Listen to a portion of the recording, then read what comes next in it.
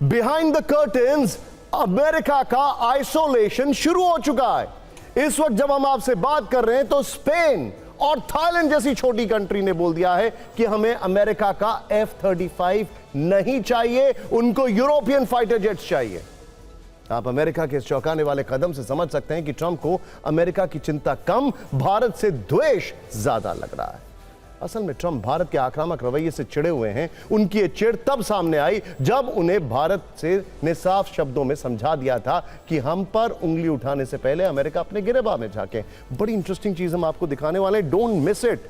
America खुद fertiliser और chemicals जैसे प्रोडक्ट्स को रूस से आयात करता है। ऐसे में भारत को टारगेट करना अनुचित और अव्यवहारिक है। भारत की इसी कड़ी प्रतिक्रिया से ट्रंप को बेहद मिर्ची लगी है, इतनी कि उन्होंने भारत पर 25% से ज्यादा टैरिफ लगाने की धमकी दे दी थी और यह कर भी दिया। लेकिन कल व्हाइट हाउस में उनका सच से सामना हो गया। ट्रंप के सामने वो सवाल उठा जिसकी उन्होंने कल्पना नहीं की थी। ट्रंप से सवाल था, अमेरिका और यूरोप ने रूस से तेल आयात को लेकर भारत को निशाना बनाया, जबकि खुद अमेरिका रूस से यूरेनियम, हेक्साफ्लोराइड, पैलेडियम, फर्टिलाइजर्स और केमिकल्स का आयात करता है। तो इस सवाल पर ट्रंप ने दाएं और बाएं झांकते हुए कहा, मुझे इसकी जानकारी नहीं है, मैं इसकी जांच करूंगा। अच्छा, मुझे ट्रंप के जवाब से हैरानी नहीं है, मुझे तो हैरानी इस बात की है कि उन्होंने उस पत्रकार को बॉयकॉट करने को नहीं कह दिया है, क्योंकि अक्सर वो ये भी करते हैं। खैर, अब इसका क्या मतलब निकाला जाए?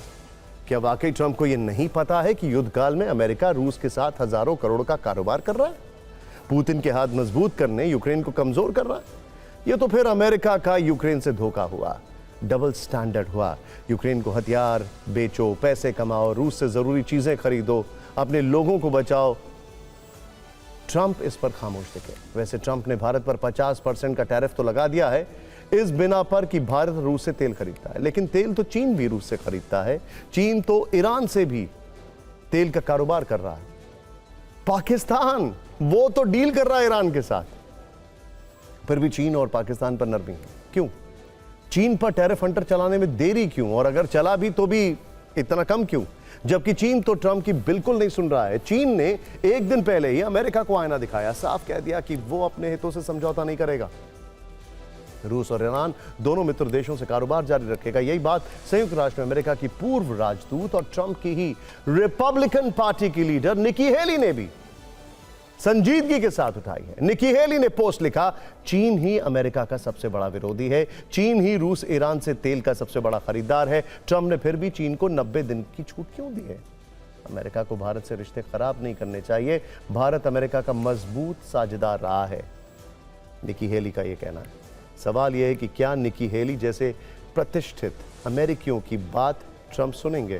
ट्रंप किसकी सुनने वाले हैं? खैर, वो भी तब जब अमेरिका में ट्रंप की अप्रूवल रेटिंग लगातार गिर रही है। ध्यान दीजिएगा, ट्रंप की अप्रूवल रेटिंग पिछले 3 महीने में 6% गिर गई है। अप्रैल 2025 में उनकी रेटिंग 45% थी, जो फिलहाल 38% है। इसका सीधा मतलब यह हुआ कि अमेरिका में लोकप्रियता उनकी तेजी से घट रही है। लोग उनके बार बार बदलते फैसलों से परेशान हो गए हैं, उनके झूठ एक्सपोज हो चुके हैं, उनके कमिटमेंट फेल हो चुके हैं। चीन के साथ उनकी करीबी दिखाने की चाहत से भी अप्रूवल रेटिंग गिरती जा रही है। लेकिन ट्रंप चीन को लेकर सॉफ्ट हैं। दुश्मन नंबर 1 चीन से दोस्ती करने को बेताब हैं। जिनपिंग के साथ बीजिंग में डिनर की लालसा रखते हैं, सोच रहे हैं कि कैसे भी करके चीन एक बार उन्हें भाव दे दे। इसीलिए ट्रंप को दोस्तों की भी परवाह नहीं है।